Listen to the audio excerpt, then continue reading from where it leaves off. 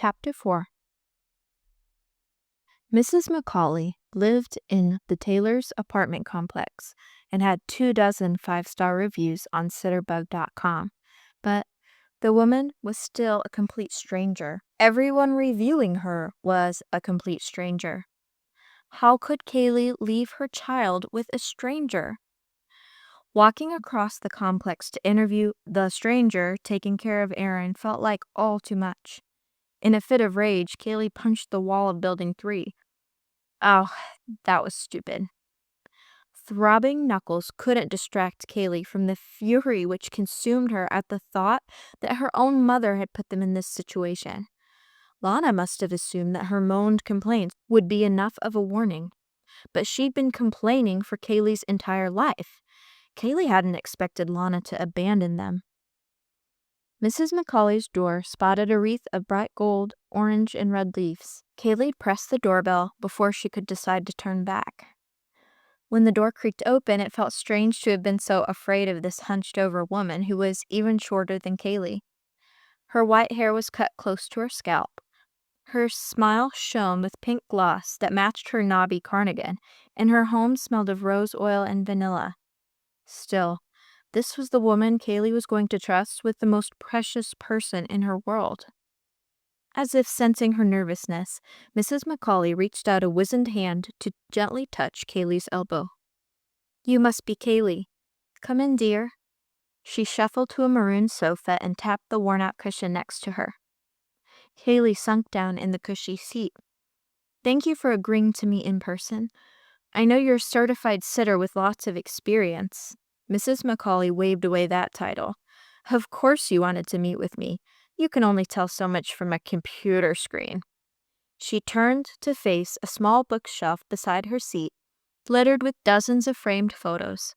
"These are my babies, my natural ones." She pointed to a picture of a trio of adults, linked arm in arm, "and all the ones I've cared for over the years. I thought it was time to give it up, but the truth is, I missed the company. I didn't last a year into retirement. My daughter got me set up on that babysitting website thingy." Her brow crinkled when she mentioned technology, but smoothed out again as she gazed over her collection of treasures. Next to the pictures were scribbles, unfaded coloring book pages, and handprint Christmas ornaments, though winter was still months away. The top shelf held gossip magazines, the television remote, and a single cup of coffee with the word "Mom" in a heart printed on it, in easy reach. "I can't pay you much," Kaleigh blurted out. "I can do $30 a shift." It would still be tight, though only half as much as what the other nannies on the website were charging. "That's all right. You just give me what you can. Now, what would you say to some chocolate chip cookies?" Kaleigh's mouth, once poised to deliver a brilliant defense, snapped shut. She wanted to cry. Mrs. Macaulay seemed like the grandmother, or mother for that matter, that she had always dreamed about, generous and peaceful. Kaleigh was glad when the older lady started bustling around the kitchen so she could collect herself. It was as if Mrs. Colling knew that Aaron wasn't the only one who needed looking after. Like a dam worn by the weight of time, each new wave of kindness put another fissure in her heart, trying to break through the mistrust and skepticism that had kept her safe since childhood.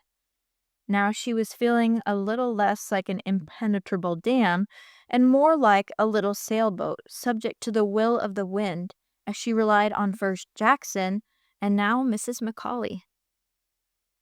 Lana had destroyed all the stability Kaleigh thought she'd had. Hopefully, for Aaron's sake, they could both stay afloat. Kaleigh noticed that Jackson stood across from her in the circle of employees at Hydrangea's morning meeting. She was used to ignoring him at work, but it didn't seem right now that they had a standing childcare agreement. She gave him a brisk nod, which caused a grin to break across his face. "I wonder what smart remark he's making in his head right now," Kaleigh thought. He raised one dark eyebrow above his light green eyes, and the bold expression spiked Kaleigh's blood, as if Jackson had started a grade school staring contest. Their manager cleared her throat, distracting Kaleigh from getting too lost in Jackson's smolder. Kaleigh shook herself, feeling physically tainted. She really had to stop giving that man so much attention. The boss was rocking a magenta jumpsuit with a black blazer and strappy heels, but Kaleigh was glad Jenny allowed the employees to wear a more comfortable, business casual look at work. Flats and khakis were just fine with Kaleigh. Despite her torturous footwear, Jenny stood with ramrod straight posture as she addressed the circle. This morning, you all get to be a part of something special. At 9:30, we are hosting a private birthday party for a girl named Nora, so we won't be opening at our normal time.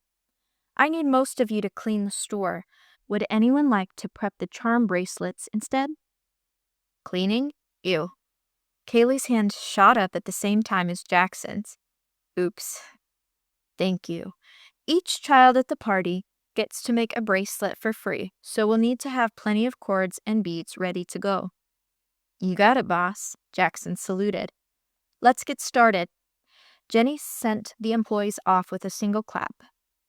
Though she was awkwardly paired off with Jackson, Kaleigh looked forward to the change of pace from her normal schedule. The two walked back to the stockroom where the bracelet materials were arranged in clear boxes stacked on metal shelves above a small white table. Jackson sat at the table first. Kaleigh took the folding chair by Jackson's side, but casually scooted it as far away as possible until she was almost against the wall. She grabbed a spool of elastic cord and began to unwind, measure, cut, and stretch out strings for the bracelets. Jackson took down their most popular beads and charms to arrange in more child-friendly organizers with different cubbies that the girls could grab from. He emptied out bubblegum pink, clear purple, faux crystal, and unicorn pieces into the wide square compartments. At the picture of Jackson surrounded by so much sparkle, Kaleigh asked, "How'd you end up working in a girls' clothing store?" My dad is an area manager back home in Iowa. He's overseen 8 successful stores. Now he's up for regional manager, on track to be a VP for hydrangea. Impressive, she said, trying to listen while not losing count of how many cords she'd cut so far. Yeah, it's great, Jackson said, chagrined. And my mom's a broadcast journalist for our local news station. Then you have me, the failure. Kaleigh raised her eyebrows. I got my business degree like I was supposed to and have since shown zero interest in doing anything with it. To be honest, right now my dad thinks I'm a coordinator at the store and not a sales associate. Well, with your killer work ethic, I can't believe Jenny hasn't promoted you already, Kaleigh remarked wryly. They both knew that while Jackson's attendance record was better than hers, during his shifts, he put in the bare minimum to stay employed. I wouldn't take the promotion even if Jenny offered it. I don't want to be my father. For once, I want to be happy with where I'm at. And choosing the kind of life he's lived would be doing the exact opposite. At least while I'm working so far away, some of the heat is off my back. I never heard of anyone moving to Florida to escape the heat, Kaleigh quipped. Jackson paused. Kaleigh Taylor? Was that a joke I just heard? She flipped her braid over her shoulder. Don't get used to it. Maybe she was joking around too much. It was unlike her, but Jackson seemed so sad. Anyway, the problem is, I like living at a certain standard, and my father has threatened to cut me off if I waste any more of his money. Jackson rolled up the sleeves of his mint green button-down, and for a moment, Kaleigh was distracted by the contrast of the light color with the tan skin of his forearm. She could imagine how a month's worth of workout supplements and professional dry cleaning could set a person back. Jackson continued, He doesn't know that I've opened my own bank account, and I'm saving up enough to make it on my own. Kaleigh couldn't relate to Jackson's rich dad, poor me line of thinking, but the desire for independence, she understood completely. Can I ask about your family? Jackson asked. Kaleigh stiffened. You can ask, but I may not answer. He nodded. I'm mainly wondering, do you have anyone at home to help you? I mean, it seems like you have to call out a lot. I used to have someone at home, she said, attempting to sound casual, but my mother had other places to be. Who's watching Aaron now? A neighbor lady I found on one of those caregiver search sites. She came with great recommendations, but it's still really hard to leave him behind. Isn't he old enough to go to school? He's turning 5 in a month, so he'll start kindergarten next year. She shook her head. And that's another problem. The school we're zoned for isn't great, but we can't afford private school. I know a teacher. I'll ask him what he thinks. It couldn't hurt. She paused. You're not trying to get out of babysitting at the hospital, are you? Though Kaleigh had kept her eyes glued down at her work, she could hear Jackson exhale, as if he were frustrated with her again. But then he shocked her by resting a hand on her shoulder. She lifted her head. I don't mind babysitting, he said slowly, as if he really wanted her to hear him. Erin's great, and I'm glad I can take a small part of the burden off your shoulders. Kaleigh's mouth opened, but she couldn't quite think of any words to say. Suddenly, the stockroom door swung open, and Kaleigh nearly jumped out of her skin. She managed to scoot her chair another 2 inches away from Jackson's.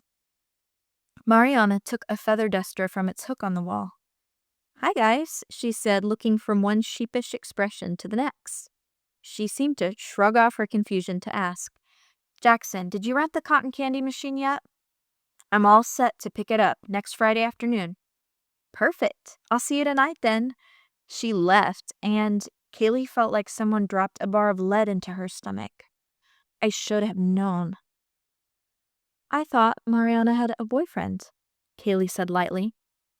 She does, Jackson said, not understanding her implication. After an awkward pause, he caught on. I'll see them both at Bible study tonight. You go to Bible study? He slapped a hand to his heart. Ouch, don't sound so surprised. She shook her head. No, I don't mean that in a bad way. I just mean, you and Mariana don't seem like the type to hit people over the head with a Bible. Maybe when I get one, I'll give it a try. Jackson smiled, swatting her with an imaginary rectangle. She ducked, playing along, but also unnerved by the thought of him touching her again. I have been reading the Gospels on my phone, he said. Kaleigh changed the subject. If Jackson was trying to evangelize to her, he was wasting his time. What's the deal with the cotton candy machine? He waved his hand across the air as if showing her a banner. Cotton candy for cans. It's our booth's theme for the town's fall festival. That's nice. Are you collecting for that local food pantry? Yep. You and Erin should come by. It's a little early for a fall fest. It's still 90 degrees outside. I know, but you Floridians seem so eager to start your pretend autumn season. Please tell me it actually gets cold here at some point. Kaleigh shrugged. Not until November at least. I guess I can understand why they don't want to hold off the celebrating then. You should at least think about coming. They'll have pumpkins, a bounce house, a corn maze. I told you not to ask me out anymore. Jackson's expression was innocent. I didn't ask you out. I'm just saying that we may happen to be at a town function at the same time. 10 a.m. to be exact. At the booth by the playground? Playground? This event was sounding like something Erin would like. What day is it? Saturday, September 6th. You're not working until the evening that day. I already checked the schedule Jenny posted. Did you now? Kaleigh rolled her eyes. We'll see. But she could tell, to Jackson's overeager brain, all he heard was a yes.